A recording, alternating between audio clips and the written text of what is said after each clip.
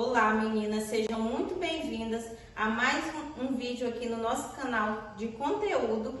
Hoje nós vamos falar sobre as principais funções dos ingredientes na sua massa de bolo e o quão importante é que vocês conheçam a função de cada um deles e para que ele serve no bolo. Por quê? Quando você sabe qual a função de cada ingrediente na sua massa de bolo, isso te dá prioridade para que você venha saber a fazer certas mudanças quando a sua massa necessita. E também, quando você sabe a função de cada ingrediente, você não fica presa em um tipo de marca ali. Você consegue adaptar conforme você for utilizando várias marcas do mesmo produto. Você não se prende a determinada marca só porque você usa há tanto tempo aquela marca e sempre ela dá certo. Quando você conhece todas as funções, ela te dá liberdade dentro da confeitaria, até mesmo para você desenvolver receitas. Então é muito importante que vocês conheçam cada função do que cada ingrediente exerce dentro da massa do seu bolo. Então vamos lá, eu separei aqui 6 das principais funções que esses ingredientes vai trazer dentro da massa do seu bolo, que são as seguintes. Eles vão trazer sabor, umidade, estrutura para sua massa, crescimento, maciez e aroma. Essas só são algumas dos pontos que esses ingredientes trazem dentro da sua massa. E um ingrediente pode trazer mais de um daqui desses que eu listei para vocês. Por exemplo, o ovo ele pode trazer 3 desses aqui e assim sucessivamente. Então, agora eu vou explicar para vocês a função de cada um, o que ele exerce dentro da massa do seu bolo. Então, o primeiro ingrediente que nós vamos falar é sobre o ovo. O ovo ele é o principal para poder dar volume na sua massa.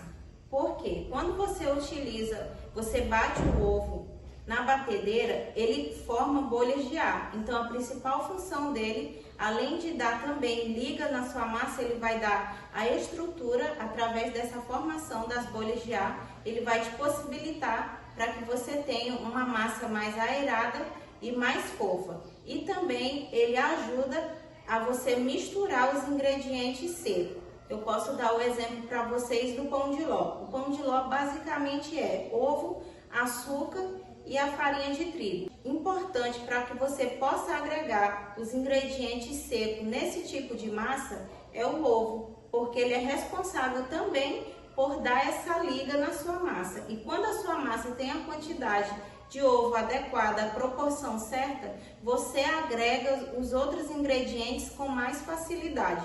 Então essa é a principal função dele. Já para você conseguir agregar mais ar na sua massa, como a massa de cenoura, por exemplo, muitas pessoas utilizam a técnica das claras em neves.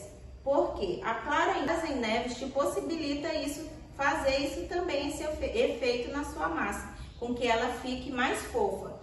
Então ele tem essa importância dentro da massa, da liga e também da estrutura. Liga para que você possa agregar os outros ingredientes com mais facilidade e a estrutura que você vai criar no momento que a sua massa para o forno para assar. Tem outro ingrediente que seja de extrema importância que ele esteja utilizado na proporção correta. Por quê?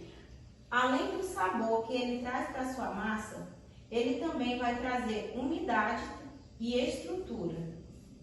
Só para você ver o tanto de pontos que o açúcar traz para a sua massa: sabor, umidade e estrutura. São 3 performances que ele vai ser utilizado dentro dessa massa. Mas para que você consiga ter esses 3 aqui dentro da sua massa, ele tem que ser utilizado na proporção correta.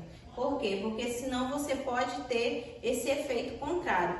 E além de todos esses 3 aqui de sabor, umidade e estrutura, ele também é responsável por trazer maciez também dentro da sua massa. Eu vou dar um exemplo aqui para vocês. Numa massa que você utiliza o óleo, ela vai ter uma característica de uma massa mais úmida. E mesmo você levando essa massa para refrigeração, quando você retira ela, ela ainda consiste em ficar mais úmida. Já uma massa feita com margarina, quando você leva ela para refrigerar, quando você tira, ela te dá esse aspecto mais seco. Vocês podem até ver o exemplo na própria margarina. Uma margarina em temperatura ambiente, ela tem uma consistência mais pastosa. Quando você refrigera essa margarina, ela fica bem dura. Da mesma forma vai acontecer na sua massa. Se você utiliza uma massa com manteiga, quando refrigerada, ela vai dar esse aspecto mais seco. E já a massa com óleo, não. Ela continua úmida, mesmo com a refrigeração. Então, quando você fizer esse tipo de massa sendo a base de óleo e manteiga, você tem que saber quais vão ser as características que ao você refrigerar, ela vai obter. Agora nós vamos falar sobre o leite.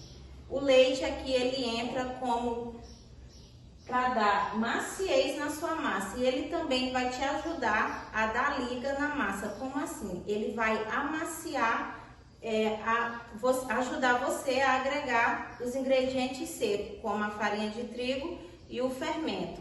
Ele vai servir como esse amaciante mesmo na sua massa. A dosagem que você utilizar também vai ser muito importante para que você tenha uma massa fofa e estruturada. Porque se nós utilizarmos o leite em excesso numa massa de bolo, por exemplo, ele vai dar o efeito contrário. Ao invés dele deixar a sua massa fofa, ele vai deixar a sua massa solada, porque a quantidade de líquido em excesso dá esse efeito na sua massa. Então, o leite, ele tem essa função como amaciante na sua massa. Então, você tem que saber também utilizar a quantidade correta. Outro ingrediente também muito importante para dar estruturação na sua massa é a farinha de trigo. Ela é responsável por isso, por dar estrutura no preparo da sua massa. Por isso, a importância também de você saber utilizá-la na pesagem correta. Porque se você utiliza farinha de trigo em excesso, vai dar uma massa seca que esfarela. Mas se ela estiver concentrada na quantidade correta, você vai conseguir obter uma massa que tenha estrutura para você trabalhar, mas que também seja fofa e úmida.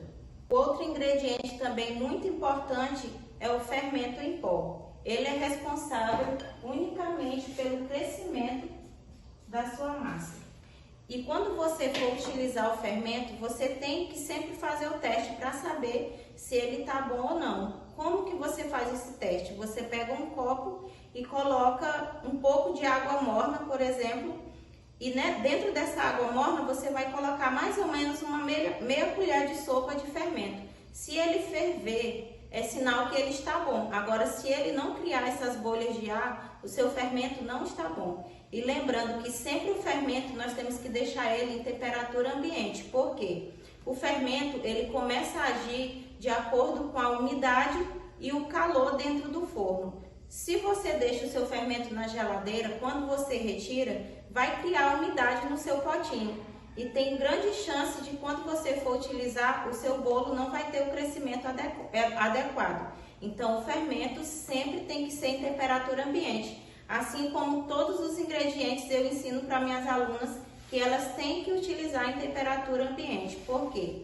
Se você for utilizar o fermento numa massa, utilizando todos os ingredientes gelados, por exemplo, ele começa a agir com a umidade. E aí você vai colocar o fermento numa massa que esteja com todos os ingredientes gelados. Você já vai colocar no forno, ou seja, ele não vai agir da forma correta. A sua massa vai assar mesmo antes dele ter esse contato para começar a crescer a massa. Então, por isso a importância de que ele esteja na temperatura ambiente e que todos os ingredientes também estejam na temperatura ambiente. E além, mais uma dica, quando vocês forem comprar a farinha de vocês, nunca comprem com fermento. Por quê?